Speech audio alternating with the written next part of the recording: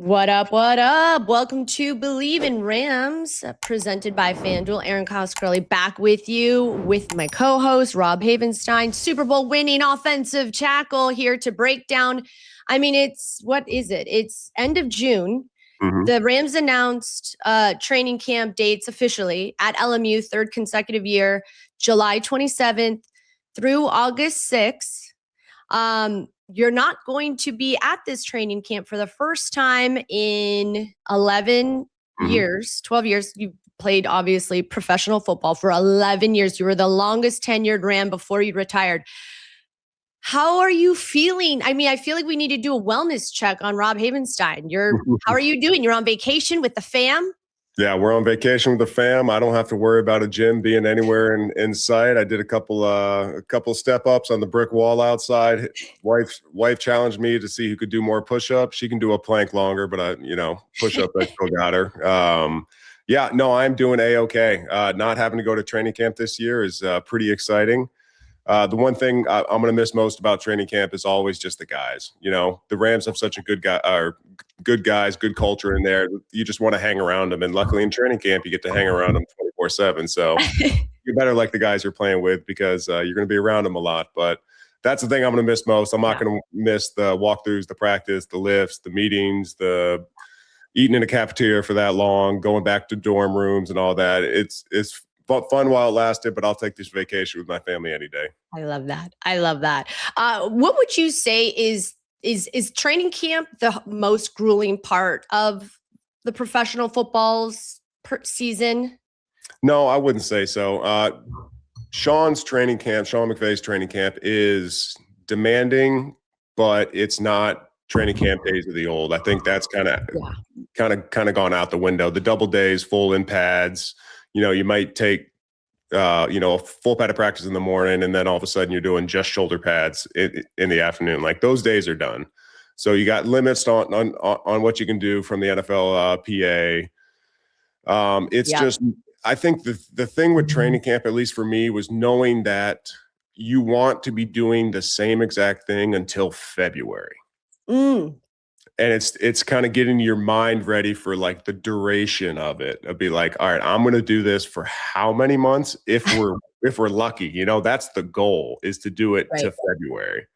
And so, and then training camp, you're not really running your stuff yet because you got to figure out what the team is about, and you're not diving deep into. We're not game planning our defense. The defense might game plan a little bit to us because I'm an offensive player, and I think they do that to try and get an edge to make themselves feel better. But hey, that's just me as a biased offensive player. But so that's kind of the big thing of it. Well, and we're going to get into the McVay playbook and various maybe evolutions of that playbook. So that's why we're very lucky we have Rob. Check out FanDuel too, by the way. Of course, we've got football season coming up. But in the meantime, you can go get in on the action. World Cup. Have you been watching any World Cup? I went to go see Brazil and Haiti. And the fans here in Los Angeles, Rob, are crazy for soccer, apparently. Yeah. No, I haven't been watching as much. Been doing some family stuff, but I've been catching a couple games, catching a couple clips here and there. Atmosphere looks unbelievable. If I was still in LA right now, that would be a thing I'd be pushing to go see, just because the whole atmosphere just looks electric. Oh yeah, and sold out SoFi. I mean, the atmosphere it's different than a football game, but the intensity, the passion, the fan base, they love sports. That's what's amazing. And that's why we have this job. We get to talk about it. People are interested in going back to the Rams, and maybe not going to be at training camp, but rumors about Aaron Donald continue to sort of emerge, So I wanted to tell you on Tuesday, on NFL Live, Adam Schefter reported, quote, a lot of momentum to the idea of Donald coming out of retirement in 2026, saying, again, no decision. We'll see if the two sides can get it done. But there does seem to be a lot of momentum to the idea he could return. He hasn't played since the Rams lost in the playoffs to the Lions in January of 24. I mean, you know, we talked about it already, but it's just, I guess it continues to circulate. Aaron Donald returning. I mean, you seem to think if it happens, it's probably not going to happen earlier in the season. It may happen later. What's your take on that? Has it changed? Nope, still hasn't changed. Okay. You know, just knowing exactly what I said about training camp, I don't see Aaron coming back and wanting to do a training camp again. Erin is a one-of-one player too. I think he would only need maybe a couple weeks, maybe a couple games to kind of tune up to get to where his role would be. I mean, like you said, he hasn't played since 2024. If they're going to ask him to go out and play 75 snaps, I don't see that being the answer. Yeah. It would be, hey, sub rush package. Here comes 99 jogging out in the field. And if he gets, you know, if he wants to play a little more, sure. Yeah. You know, he can do that. But the idea of this is still circulating and kind of gaining momentum, and people are talking about it. And Aaron's obviously in shape. You know, he posts his workout video all over the time, and it's you know, just throwing around 150 pound dumbbells that a lot of people can't pick up with two hands. And man, that'd be exciting. A Myles Garrett and Aaron Donald on the same field. Oh, that'd be so cool. I mean, imagine you're the offense, the first offense. Let's say it's week 5. You're the first offense has to go up and game plan against Donald. I mean, what really quickly before we move, because there's something interesting about Ty Simpson I wanted to tell you about, but how different. So you obviously, we talked before about you playing against Myles Garrett, you know, having to deal with him, what that was like.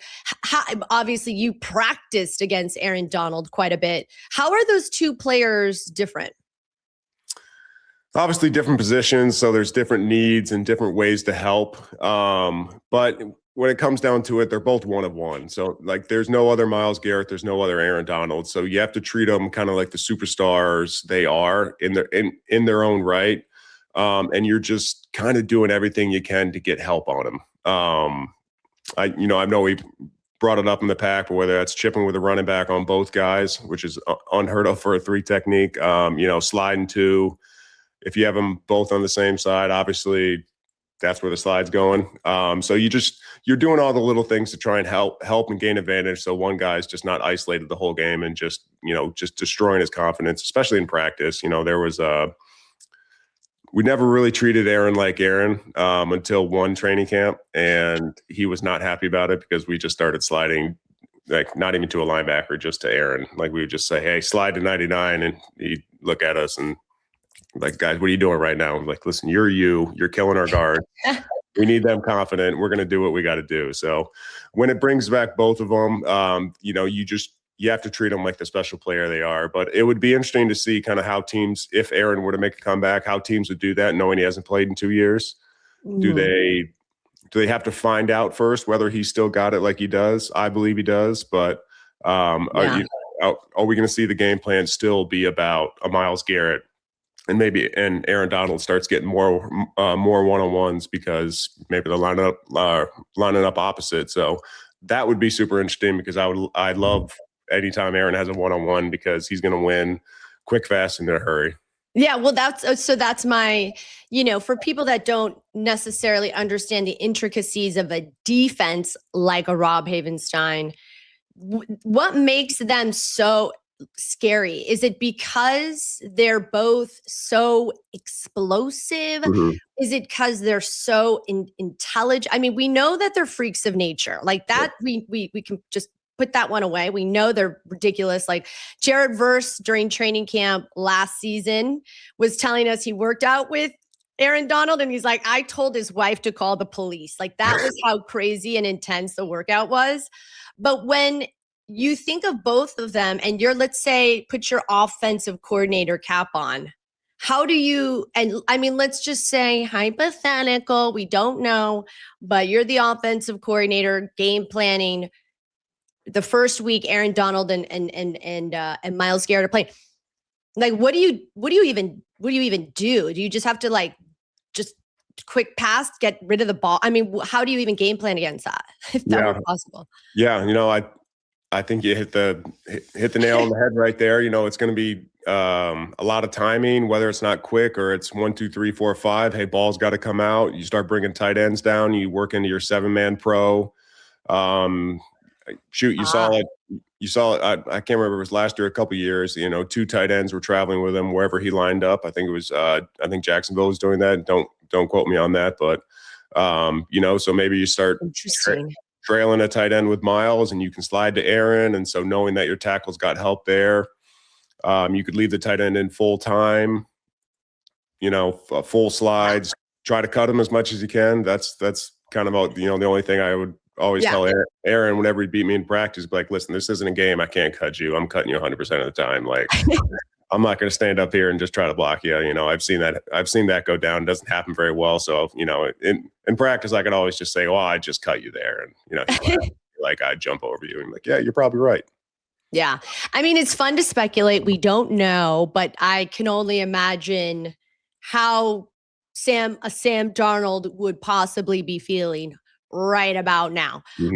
Time will tell, but it is certainly fun to talk about. Okay. So that's the defense. I think we need to talk about the offense and some interesting story that came out of Rams rookie and how he's preparing. And I wanted to talk to you about McVay's playbook, but actually Ty Simpson did talk about this, I believe at OTAs, but I saw it sort of regenerate in a story again, which is that the rookie quarterback, he records himself reciting play calls, and then he plays the audio back at night before he falls asleep, guys. Oh, yeah. And then first thing in the morning before heading to the team's facility, he's listening to the audio to try to obviously, like, you know, memorize and that sort of thing. Which is interesting. Is how difficult is McVay's playbook, and how difficult would it be for a rookie? Yeah, it'd be incredibly difficult. I think any NFL playbook would be, especially with Sean's. Some of them can get quite wordy, but that's just the nature of calling plays. Whether you have one play called, you have two plays called, or then you have a check for a number 3, depending on if you get like you know, a look you've been hunting up all night where you just don't want to waste it. So you could go in 3 different directions. That's not every play. And because of the different personnels, there's been a lot more just kind of call it and haul it's. Just so there's only one play call, we're going to do it regardless of what the other team is doing. But there is a lot of, hey, we're going this way unless it's a bad look, and we're going to go that way. And so recording yourself, I've definitely heard that before. One of our quarterbacks in the past, John Wolford, used to do that. He used to play it in his car on the way there. You know, and just or you listen to it, pause it, have to say it back, or read it, and then play the audio. It's just a way to kind of get the mojo going. So when, like, especially when Matthew calls plays, like, you can hear it in his helmet, which sounds like, you know, it's just a mumbled mess. I'm like, I don't even understand how you can hear something through that.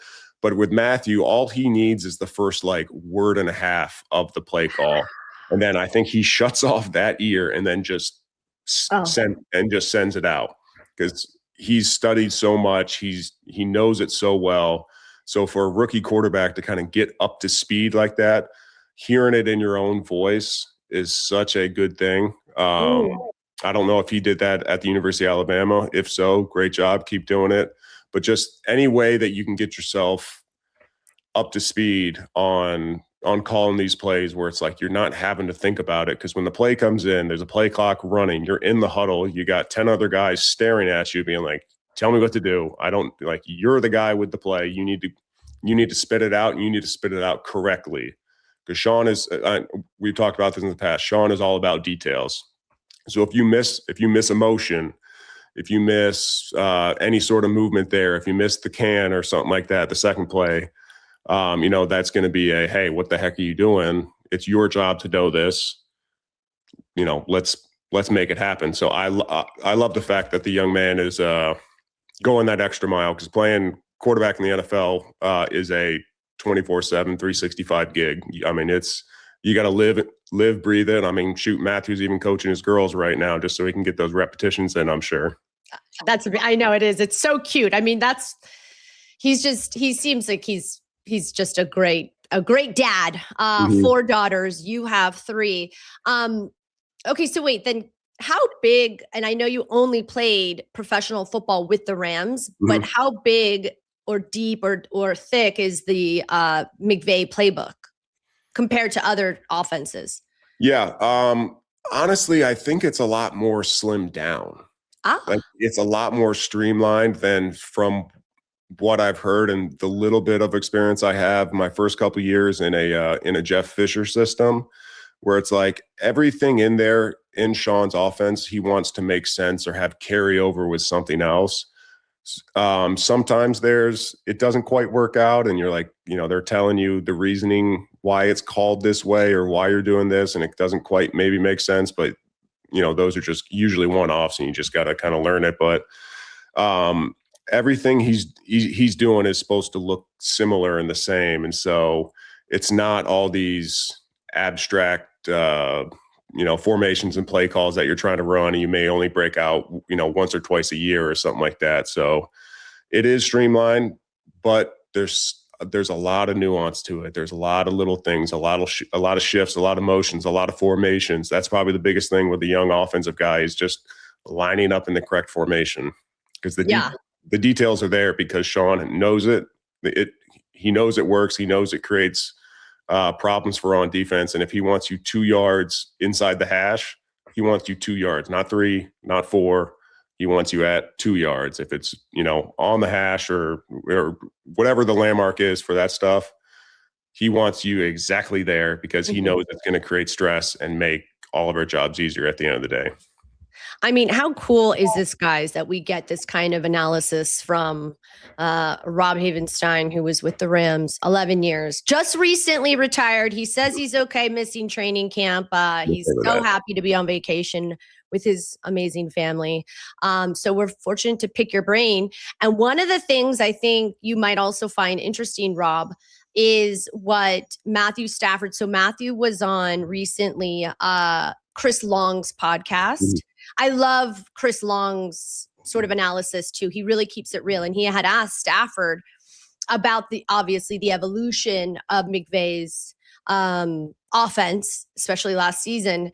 And Stafford said that the Rams didn't run a single play out of 13 personnel in training camp, which is insane because the Rams had 41 explosive plays last season out of 13 personnel that led the league by 30. Oh, wow. The Steelers were the closest at 11. This is all according to Ted Wynn, who's a writer for The Athletic and does a lot of this sort of analysis. Are we watching? First of all, that's just crazy in and of itself that first of all, Matthew Stafford wasn't even available in training camp, right? He was sort of not feeling so great with the aggravated disc. But then on top of it, what a way to diversify your portfolio when your wide receivers were a little banged up. Puka went down. I want to say it was the Baltimore game, the first right before you guys went to London. And that's when it went like tight end university crazy. Right. Do you think are we witnessing the evolution of McVay's offense in real time? Yeah, I think we're just witnessing the evolution of Sean McVay because he is becoming adaptable and he's becoming even more dangerous because he can adjust on the fly. I mean, to not run a 13 personnel in training camp, which means you haven't practiced it. Guys are in different positions. They're now listening to different parts of the play, that long play call we have.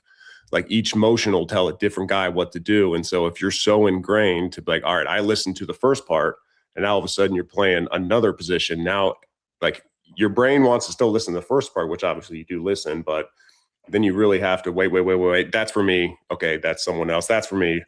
And so just being able to do that and to Sean to have the confidence in his guys to go out and do that was unbelievable. I mean, we've joked about it for years in the offensive line room of going, 12 or 13 personnel. Because back in 2017, 2018, we get down to the goal line and shoot, if we could go,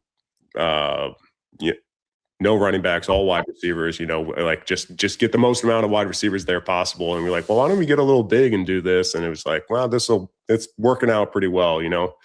I still think Todd's leading or still in the top 15 for touchdowns since 2015. So had some good success there, but Now the fact that they're going big in the open field and, like you said, explosive plays, and they're coming from passes, they're coming from runs, it just creates such a different matchup for defenses, knowing that you got 3 tight ends.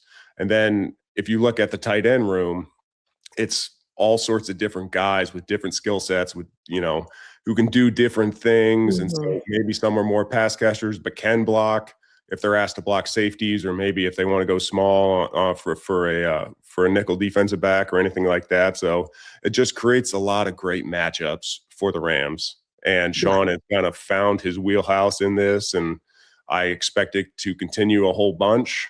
And to have a couple new flavors and a couple new wrinkles, and start getting guys wide open, or the run game moved up if they want to cover.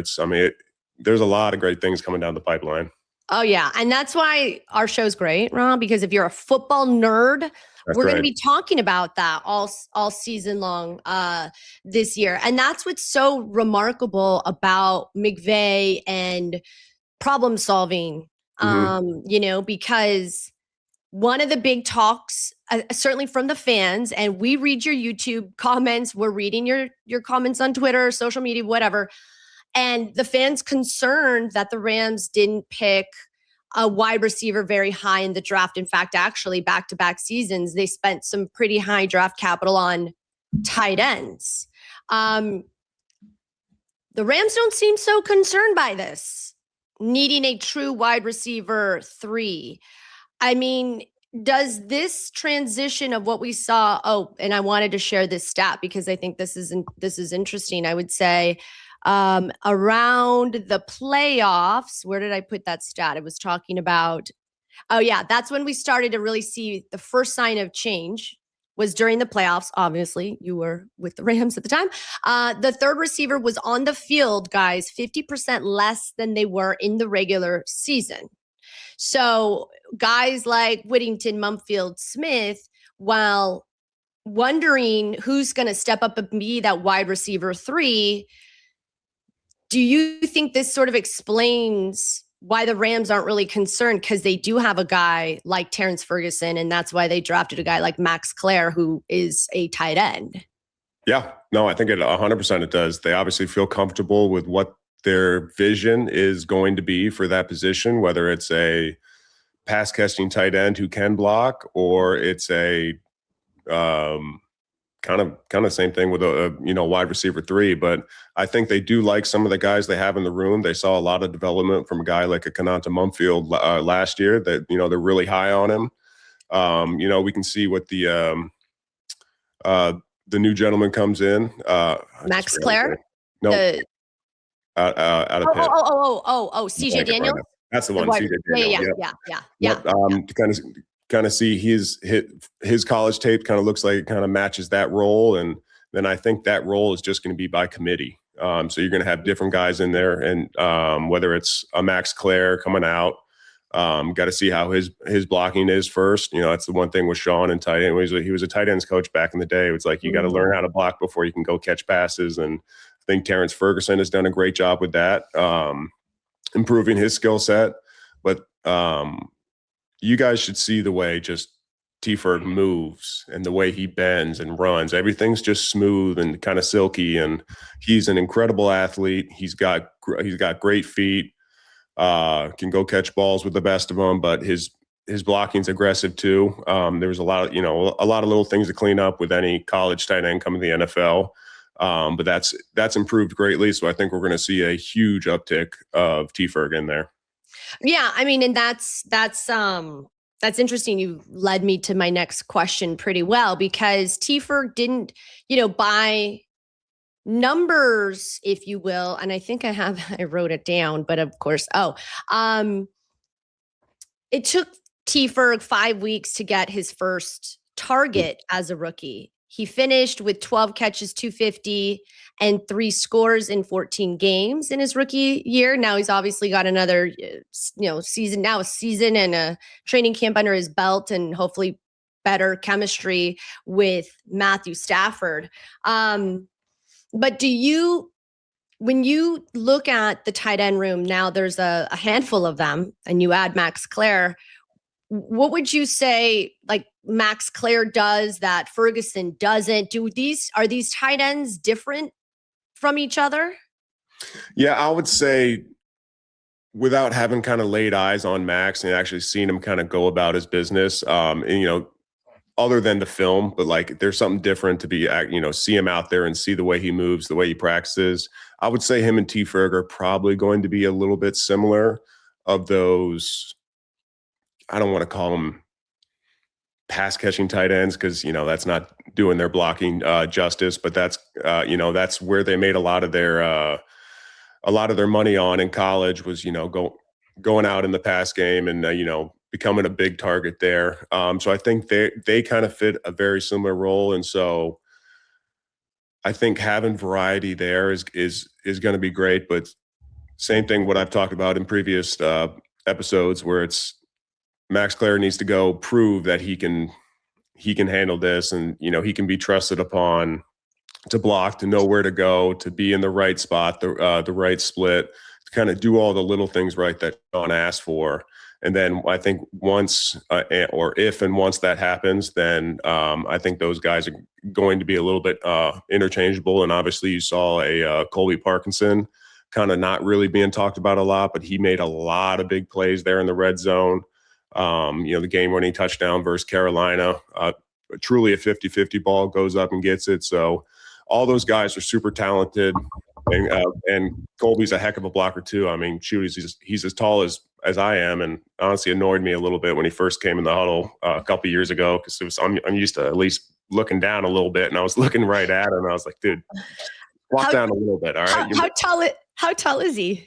God, I mean, he's got to be all of 6'7", 6'6". I mean, he's tall. He is a tall gentleman. So he's just a big target there in the red zone.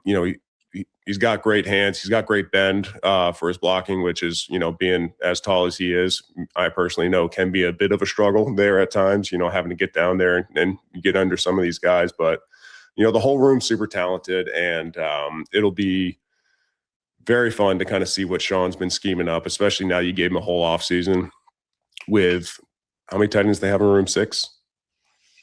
Yeah, let's count, guys. Okay, so they've got Colby, Yep. Davis. Yep. Tyler. Now they have Klare. They have Tyler. And I feel like there's one. Who's the other one? We're missing one. We're missing one. Did we say Higbee yet? I did. I don't know if he was counted. Yeah. We got David, Colby, Tyler, T. Ferg, Mark Klare. Redmond. Oh, yeah. Okay. 6 tight ends.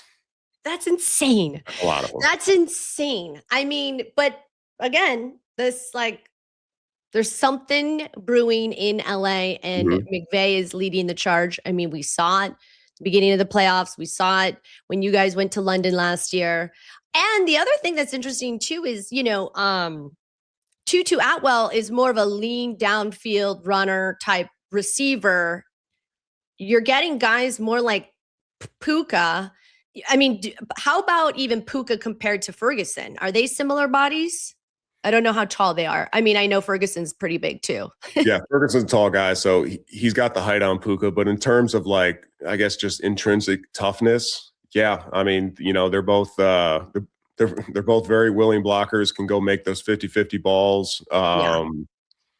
Obviously, in different spots. I'm not as keyed up to wide receiver technique that I am with tight ends and O-line stuff. But some of the stuff that Puka does, it's very technical. It's sometimes break the rules, but he's using somebody else's leverage against him. So he plays the game smartly.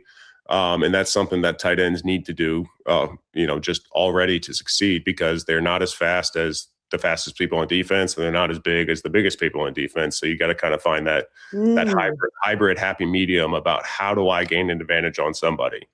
And that's what's so exciting when you can bring a tight end like those guys who can really burn, and all of a sudden they're faster than safeties, or at least some safeties. And so it's like, all right, now you can take shots with a big target who's outrunning somebody else, and that's a deadly combination right there. I mean, and that's what's really interesting, right? Because Tutu's downfield speed, didn't see to me, I think this is just an indication of, again, like you said, this evolution of Sean McVay and where he is seeing, because he is such a trendsetter, what is working. I think the NFC West is the most challenging division in all of the league, not just the NFC. And so he's wanting big bodied receivers to block, protect, catch in traffic. And it's just dynamic. I mean, it's just really fun to watch. Oh yeah. So I was so excited about this episode. I know you need to get back to vacation. You're on vacay with the fam. We appreciate whether you're moving or you're on a fam trip, you make time for us because people love Rob Havenstein. They love your perspective. And I think that's all I got. I mean, there's plenty more to probably talk about next week, but I feel like the Rams are just hitting the headlines. Everybody's fat, whether it's Donald, Myles Garrett, this crazy offense. I'm excited for this season. So we appreciate you, Rob. Thank you for hanging with us. Absolutely. Always got to talk a little Rams during the week. Otherwise, I'm going to go a little crazy, and my wife doesn't want to hear about it as much. So I appreciate you guys having me on and getting to talk Rams football. Yeah, we love Rob Havenstein. We love your family for letting us borrow you. Okay, guys, well, that's a wrap. Please do all the things I'm supposed to say. Write a review. We do enjoy your feedback. We do enjoy your comments. We like your reviews. Subscribe. Share with your friends. The Rams are going to be an interesting storyline all year long, not just during the season. So training camp coming up. We're going to have plenty of coverage leading up to that. I'm Erin Coscarelli, Rob Havenstein. Thank you guys for hanging with us.